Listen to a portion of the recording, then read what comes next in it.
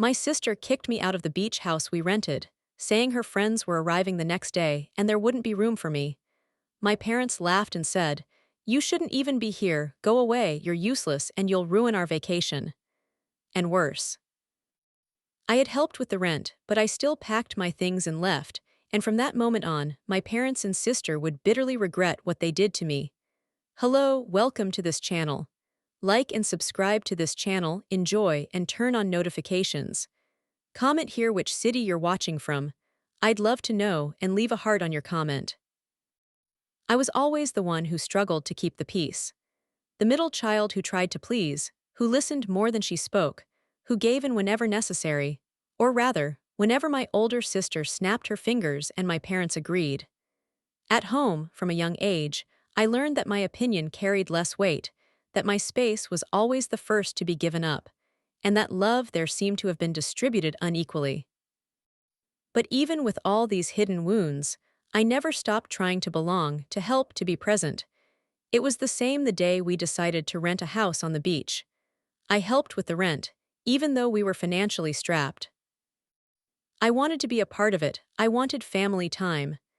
I dreamed of a weekend where we could go together, walk on the sand at sunset, maybe even talk like in the movies. I expected something simple, tranquility, affection, a sense of belonging. But as so many times before, they gave me the exact opposite. The trip seemed promising. It was a beautiful, simple house with a sea view and the smell of the sea wafting through the windows. At first, I was excited. I prepared my room, organized my things, and even went to the grocery store to help with the shopping. But the next day, everything changed. My older sister, always used to making decisions for everyone, came up with some news that crushed me.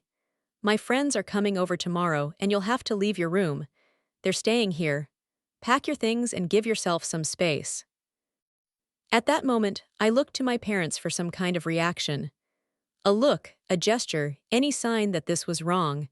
But what I received was only indifference. My father shrugged. My mother let out a bored sigh. It was as if it were natural, as if I were an easily removed detail. None of them asked how I felt. None of them cared if I had anywhere to go. They just left me alone again. I went to my room, took a deep breath, and tried to hold back my tears. I didn't want another scene where I looked weak. I silently gathered my things, took one last look at that house that was supposed to represent rest and affection, and with the little money I had saved, I caught a bus back to the city.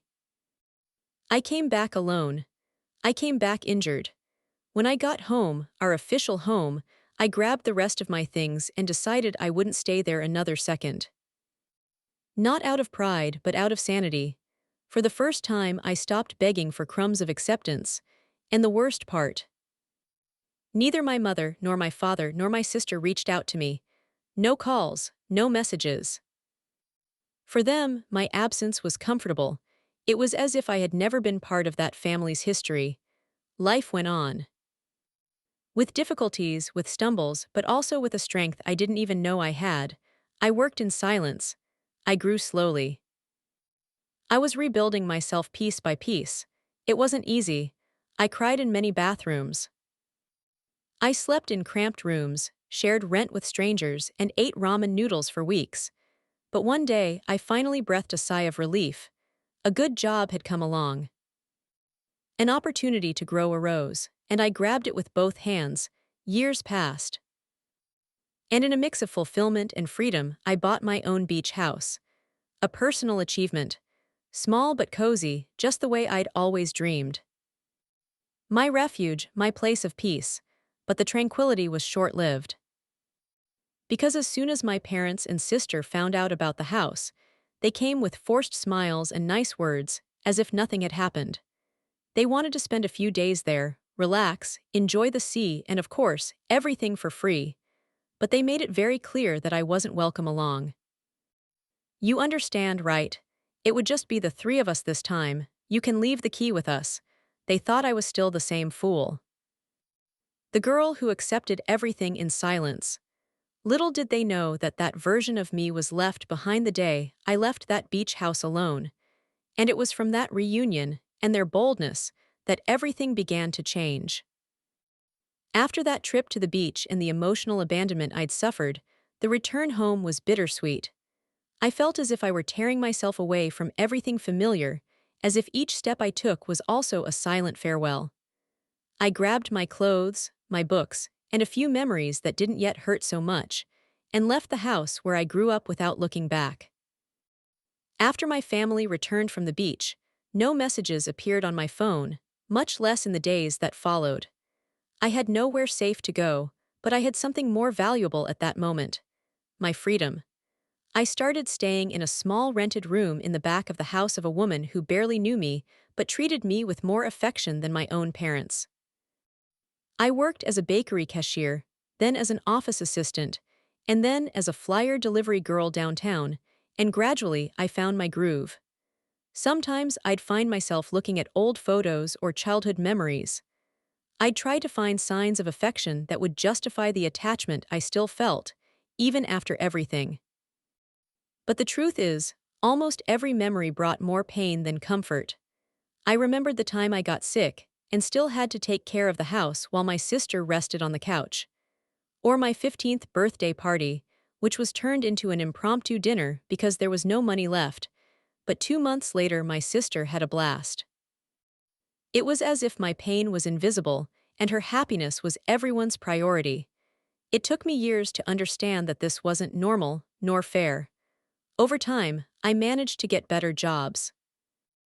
I started taking free technical courses and made genuine friends who reached out to me without expecting anything in return. A friend recommended me for an administrative assistant position at a mid-sized company.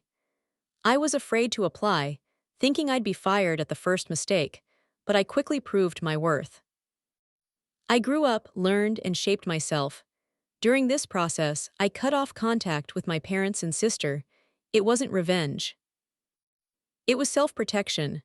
I started taking care of myself like no one else had. Sometimes, I missed having family to call when something good happened. But every time I remembered how I'd been kicked out of that beach house that was also mine, or their indifference after I left, my longing eased. I deserved better. And then, years later, came the greatest victory of my life. I managed to save enough money to buy a beachfront property. It was small, yes, but it was mine. It had a balcony with a side ocean view, a colorful hammock I'd chosen myself, and a cozy kitchen where I made coffee every morning as if it were a celebration of my journey. I cried when I signed the papers. I felt like I was finally healing from everything I'd been through. And of course, the news spread quickly. A distant cousin told my mother about the new house, and it wasn't long before my phone started ringing. First, it was a curt message from my sister: "I heard you bought a house on the beach. That's great. We need to talk." I read that and laughed. Did we have to? Since when did we give up? The next day, my parents called me, something they hadn't done in years. My mother's voice was sweet, rehearsed, full of false nostalgia. "Daughter, what a wonderful surprise to hear about your achievement. We were thinking about spending a few days at the beach, getting some rest. Your sister wants to go too. Can you lend her the house?" I thought I'd heard wrong. After everything, did they really think they could just crash at my place as if nothing had happened? And worse, they made a point of saying I didn't have to come along. They wanted to use my house, but they didn't want me there. As if I were still that disposable girl I used to be, I took a deep breath. I felt anger burning in my throat, but there was also something different there: control. For the first time, I had the power of choice. I replied simply, "My house is unavailable." The silence on the other end of the line was louder than any scream, and I knew this was just the beginning. After my short reply, "My house isn't available," I figured that would be the end of the matter. But I underestimated the persistence of someone accustomed to sending messages. The next day, my sister's message arrived before I even had breakfast. "You've got to be kidding. The house is yours, yes, but we are your family. You have to give in. It's the least you can do." The word has hit me like a punch. It was the same imposition disguised as naturalness she'd used since she was a child. And behind those few words, I could sense the contempt, the same as always. It was as if my effort, my achievement, were still seen as an extension of the obligation they believed I had to them. Later, my mother called me. "Daughter, let's talk calmly. Your sister wants to bring some friends over for the weekend, something simple. You have your apartment in the city, you don't even use it often, why all the fuss?" "Because the house is rented out during this period. I rent it out to tourists, Mom. It's an extra income for me." She snorted as if I'd said something absurd. "And what's the harm in canceling? Why are you being so selfish?" I swallowed hard, the old blame shift. Now I was selfish for not canceling a professional commitment to please the whims of a sister who kicked me out of the last house we stayed at together. I'm not going to cancel the reservation. And even if I were free, I wouldn't lend it. My home is no lodging for those who treat me like a nuisance. My father, who had remained silent until then, took the lead. "You're forgetting who has always been there for you. We raised you, fed you, and now that you can repay us, you turn your back," I laughed. A bitter, restrained laugh filled with sorrow. "You raised the daughter who always served as a stepping stone for another to shine, and you still want recognition for that. You weren't there for me. They've been against me, my whole life." The call ended in muffled screams and more accusations. But nothing could shake me. I was no longer the girl who cried in secret after being left aside. I was the woman who learned to stand up for herself, even when her chest hurt. And that house, every brick, every square meter, was the fruit of my effort, not a gift for someone who only knew how to demand. 2 days later, I received a notification on one of my social media accounts. A mutual friend had posted a very direct indirect message, written by my sister. "Some people forget where they came from, they think a beach house transforms them into something more." Still the same useless person as always, only now with an inflated ego. It was then that I realized my family's wounded pride wasn't just due to my refusal, but also due to the fact that I no longer depended on them, and this bothered them deeply. What they didn't know is that, from the beginning, I'd built my new life with much more than bricks and contracts. I'd built a shell, a sense of self-worth that no amount of yelling could pierce. The beach house was, yes, an investment.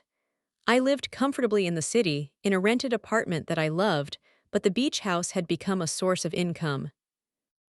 I personally managed the rental schedule, kept everything organized, and welcomed families who truly valued the space, unlike my family, who saw it as just another possession to be taken without gratitude. Even so, the attempts continued. My parents sent messages saying they were disappointed, that I was becoming bitter, that my sister was devastated because she just wanted to relax with her friends. As if everything were a huge injustice caused by me, as if I were the villain of the story. In a final letter, my mother wrote, "You will regret not supporting your family. Life takes turns." She was right. Life does take turns, yes, and they were getting a taste of the first one. I left all the messages unanswered. Not for revenge, but for self-preservation. I knew that if I responded, I would eventually give in. They knew how to manipulate guilt like no one else, and I wouldn't let that guilt control me anymore. Instead, that same week, I went to the beach house on a Saturday morning. The couple who had booked for the weekend were already settling in. I brought a bottle of wine as a gift and personally thanked them for choosing my place.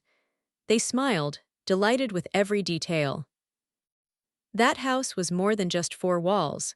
It was the symbol of my turning point, and no one else would take that from me. On the way back, I drove with a light heart. For the first time, I was in control of my story, and little did I know that there would be one more attempt, the boldest of all, by my family. But by then, I was ready. The silence that followed my refusal seemed promising, but it was short-lived. One Monday morning, still drowsy, I heard my apartment's intercom ringing non-stop. I looked at the screen and my heart sank. It was my mother. Right behind them, the figure of my father.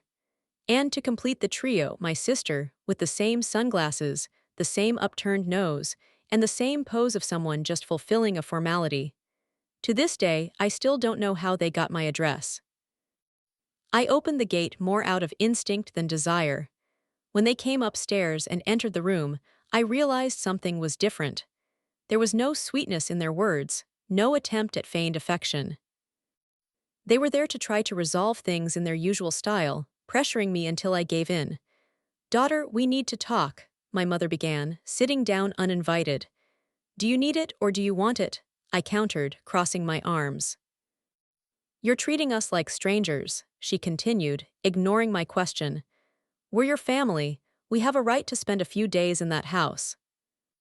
You said you only use it for rent. It wouldn't hurt to make an exception for us." My sister huffed impatiently. "Look, honestly, you're making a big deal out of it. It's just a house. And you don't even care about it as much as you pretend. We just want to enjoy a weekend. You're thinking too highly of yourself just because you've achieved something in life." That's when I couldn't take it all in anymore. "You know what I wanted to understand?" I said, trying to contain the tremor in my voice. "Where were you these past few years? When I left home broke, without support, without a roof over my head, when I cried alone in rented rooms and ate whatever I could to save money, where were you?" My parents looked at each other, bewildered. My mother tried to deflect. "Oh, honey, we thought you wanted distance. We didn't want to invade your space, that's a lie. You just didn't care. They didn't look for me, they didn't send a message, a sign of life. They let me disappear as if I'd never been part of that house. Only now that you've discovered I have a house on the beach, you decide to show up. Why do you want to use what's mine?" "You're distorting everything," my father replied, his voice thick with irritation. "We thought you were fine, that you wanted to move on, so why didn't you give me the benefit of the doubt before? Why do you only want to talk now? Just because I can offer something. You're not looking for me out of longing. You've come looking for a benefit." My sister, impatient, got up from the couch with her arms crossed. "Oh, please, you want to make yourself look like the victim in the soap opera. Life doesn't revolve around you alone. It's no one's fault you decided to disappear. And now you act like you own the moral high ground just because you have a beach house." I approached her, firmly. "I own my own house. And my silence. And my past. And yes, I disappeared because I became invisible to you long before that. I disappeared because they emotionally expelled me. I disappeared because it no longer made sense to try to belong when I was always the last option." My mother started crying. Maybe out of regret, maybe out of shame, or maybe out of frustration at not getting what we wanted. "We just wanted to fix things," she said. "Fix things for what? To spend a weekend at the beach. That's not reconciliation. This is self-interest." I didn't know it, but it was all part of a plan they were preparing. A plan I would only discover days later, but which was already underway while they were there, in my office, pretending to want to talk. That night, after they left, frustrated and without the house key, something inside me weighed heavily. Not out of remorse, but out of release. For the first time, I had said out loud everything I'd been carrying in my heart. For the first time, I looked into their eyes and saw myself differently.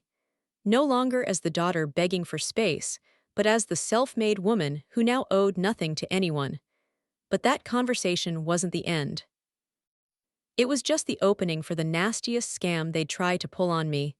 About a week later, I received a call from an unknown number. I answered suspiciously. "Good afternoon, this is the city's tourism department. We received a report that house number 273, on Rua de Praia, was operating illegally as a guest house." I was shocked. My house was properly registered. It had a lodging license, a permit, and everything was legal. A complaint. "But my house is legal," I explained. "Yes, but an anonymous tip reported crowding, guests without contracts, and irregular facilities. We'll have to conduct a visit and inspection, including the possibility of a temporary closure." At that moment, a name came to mind. Or rather three: my parents, my sister. They were trying to sabotage the one thing they couldn't take from me. But little did they know, that would be the beginning of the end of their charade. When I hung up the phone with the supposed complaint, My blood boiled in my veins. I sat on the couch, phone still in hand, breathing heavily, trying to process what I just heard. My home, my achievement, was being targeted for foreclosure. And it wasn't a coincidence. It was revenge. I grabbed the folder containing all the house documents, the operating license, updated inspections, and the rental agreement signed by each guest. Everything was in order. I was always extremely careful about legalizing the property, knowing that any slip-up could cost me dearly. And deep down, I think I always knew someone would try to sabotage it. I just never imagined it would come from my own family. The next day, I personally went to City Hall to clarify the situation. The inspection officer greeted me with surprise. "Ma'am, there was indeed an anonymous complaint, but after cross-checking the information, we saw that your house is in perfect legal condition. In fact, it's one of the few on the street with all its registrations up to date. But by protocol, we'll need to conduct an inspection within the next 7 days." I agreed without hesitation. "You can visit whenever you like. The house is available during the week. Let me know in advance so I can be there." I left there without fear, only with anger and determination. On the way back, I decided to stop by the house. As I parked, I noticed strange movement at the gate. 2 men were standing outside. One of them was holding a bunch of keys, trying to find one that would fit the lock. I jumped out of the car like a flash. "Hey, what are you guys doing?" They both jumped. One of them, an older man, replied, confused, "Well, the landlady rented us the property for this week. We have the contract here." I took the paper from his hands. To my shock, it was a fake document. It used my full name as the landlord, but the signature wasn't mine. It was a crude imitation. And the contact number, it was my sister's. "You've been deceived. This house has reservations made directly with me." "This contract is fake." The men, visibly embarrassed, apologized. "We paid half up front," one of them said. A woman named Letitia handled everything via text message. She said she owned the house, just using another name for security reasons. Letitia. My sister's name. My patience ran out at that moment. I went home, took a deep breath, didn't text or call, I went to them. That same night, I knocked on my parents' door. My mother answered, surprised by the visit. "We need to talk," she said, entering uninvited. Everyone was there. My dad was watching TV, my sister was on her phone, sprawled on the couch as if nothing had happened. "Why did you do this? What are you talking about now?" My mom replied with that old defensive tone. "They forged my signature on a rental agreement. They tried to rent my house as if it were yours, not to mention the false complaint filed with the city. Were they waiting for the property to be closed off so they could say, 'Oh, since no one can use it, let's just enjoy a few days there'? Was that the plan?" My sister feigned surprise, but she was a terrible actress. "Oh, stop it. Nobody did that." "You're delusional. Do you want me to show you the cell phone number you used to scam those guys? Because it's listed in the fake contract. I already filed a police report. And if I want, I'll take this further." The silence fell like a weight on everyone.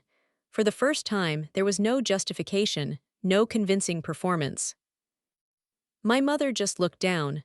My father pretended not to hear. And my sister stood up, walking toward the hallway as if it had nothing to do with her. But before she disappeared, I asked, "Just answer me one thing, Letitia. Why now? Why, after years of not even knowing if I was alive, did you show up as if nothing had happened? Why did you only remember me when there was something to take?" She turned to the side and blurted out the sentence with her usual venom, "Because you were nobody. Now that you are somebody, you should be grateful for being able to help." He smiled, a firm, clear smile, like someone who finally understands where he's standing. And that's why they'll never hear anything from me again. No attention. I left the house as if closing a door that would never be opened again. Days later, the inspection was completed. Everything was in perfect order. No irregularities, no warnings, only praise for the house's upkeep. Later, I was informed that the two deceived men had filed a police report against the person who deceived them. I let justice take its course. I didn't want revenge. I wanted distance. What mattered to me now was peace, and it was finally within my reach. But there was still something I needed to do. One last lesson, one last act. Something that would put an end to that cycle of abuse and self-interest. And that moment was coming. After everything that had happened, the advances, the lies, the forged contract, the attempted foreclosure of the house, I should have been devastated. But instead, I felt stronger than ever.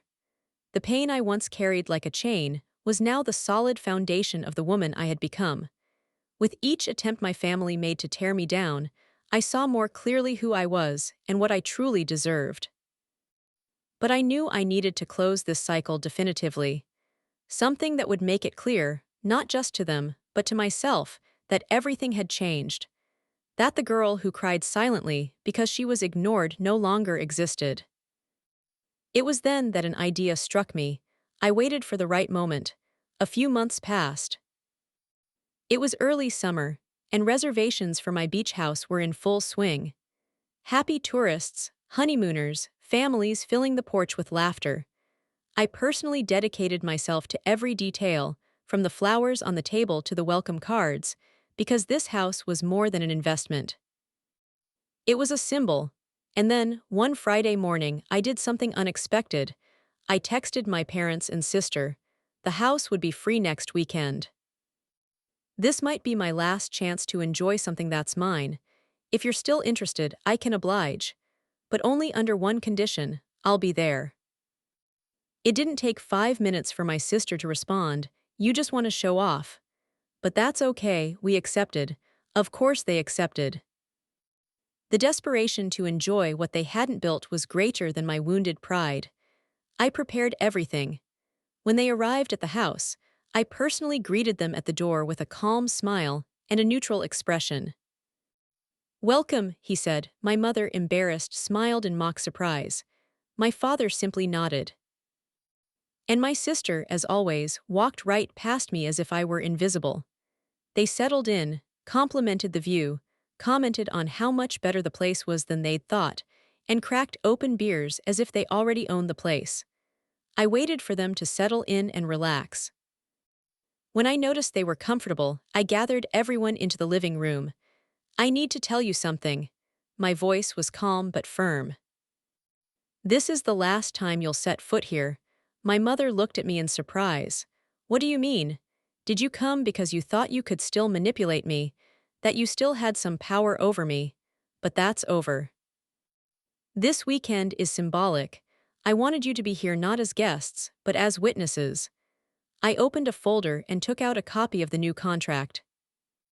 I had sold the house. I decided to sell. I already signed the paperwork. "The new owner takes over on Monday." My sister jumped up. "You sold it. Are you crazy? This house was all you had." "You're wrong. This house was important, yes. It helped me build a lot of things. But I don't depend on it to be who I am. I have stability, investments, and a future that no longer depends on you. I sold it because I want to start over, somewhere else, without traces of a past that only hurt me." My mother tried to argue, her voice lower now, as if she realized she'd missed her last chance. "Daughter, there was no need for this. We just wanted to be closer again." "No, you wanted to take advantage. You only came to me when you knew I had something of value. Before this, they didn't care if I ate, if I breathed, if I existed. And now, after all this, they want to feign affection." I stood up and faced them one by one. I spent years trying to understand what I did wrong to be treated as disposable. Today, I know I was never the problem.